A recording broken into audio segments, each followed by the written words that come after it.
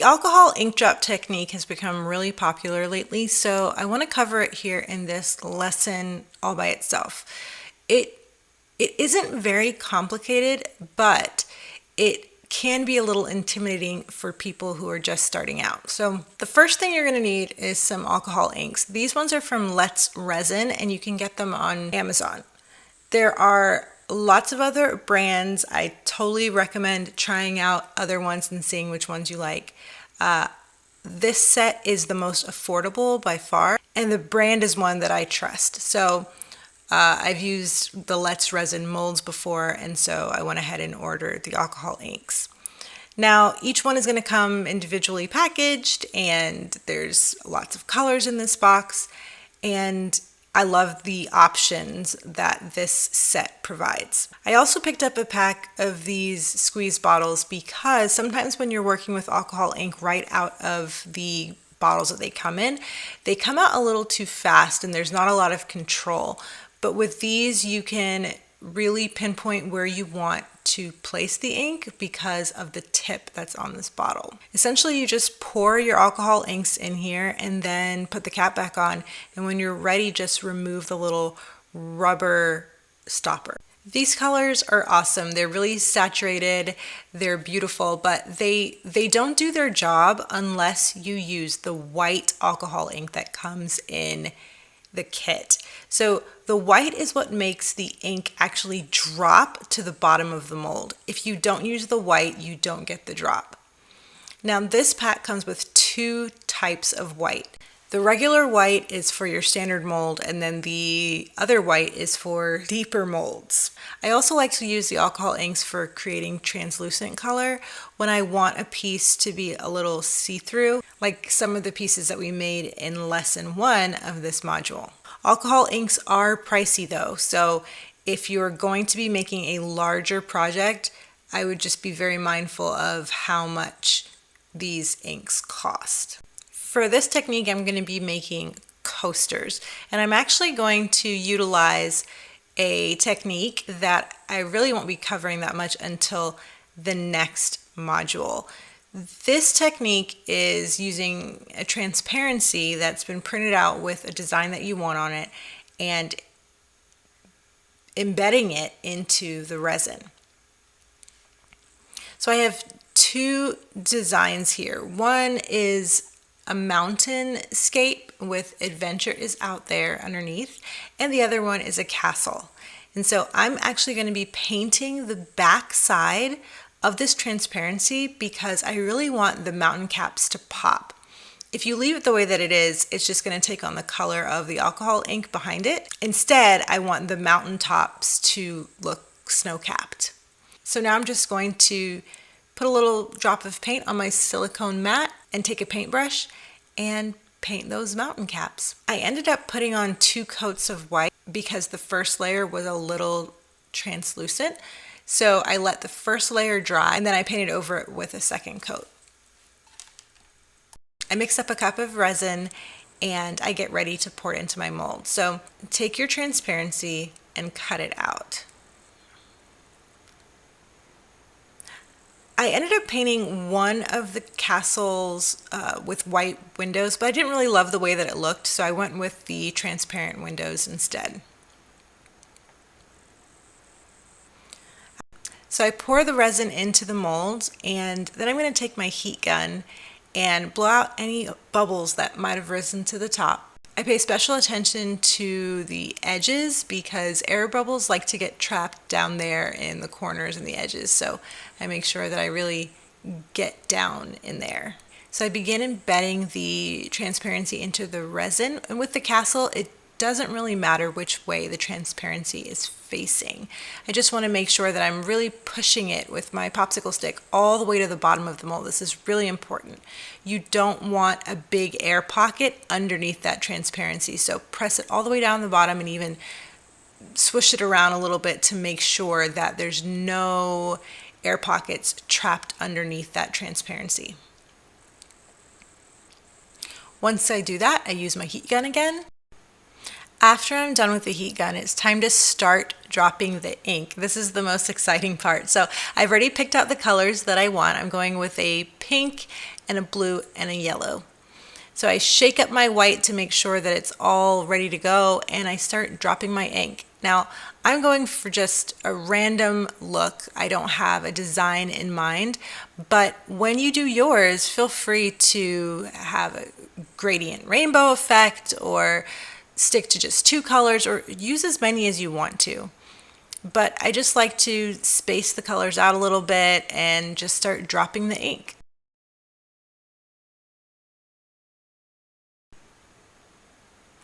After I've added in a layer, after I've added in a layer of ink, then I'm going to come through with my white and drop a drop into each color.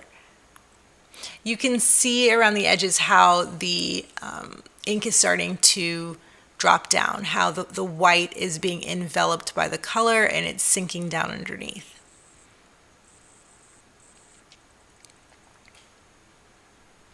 Now I'm going to drop another layer of color on top of the previous layer. And you can mix colors here if you want to. There's really no rule to it. Play around with it and see how it looks and what you like. It's totally up to you.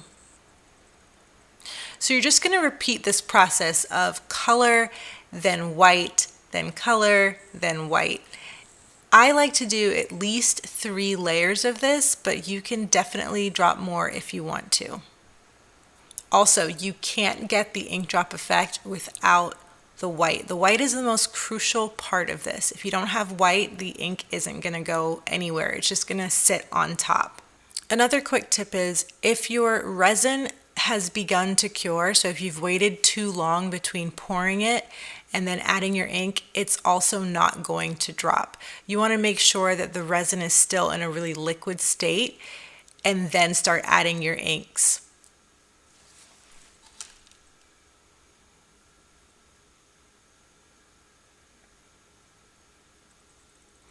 Now I'm going to move on to the Mountainscape.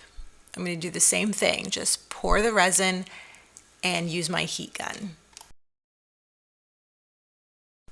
Yet here's where it gets a little more tricky. With the castle, it didn't matter which side of the transparency was facing up or down, but with the Mountainscape, we've painted one side and we also have wording going on. So we have to make sure that the transparency is face down in the mold. We're going to do the same thing we do with the castle and slide it at an angle down into the resin. When you lay the transparency on flat instead of at an angle, you get a huge air pocket underneath. So slide it into the resin, kind of feet first at an angle, and then slide it down under. Make sure that you're pushing it all the way to the bottom of the mold, swishing it around just a little bit to make sure that there's no trapped air pockets underneath. Make sure that it's lined up and exactly where you want it to be, and use your heat gun again to get rid of any surface level air bubbles.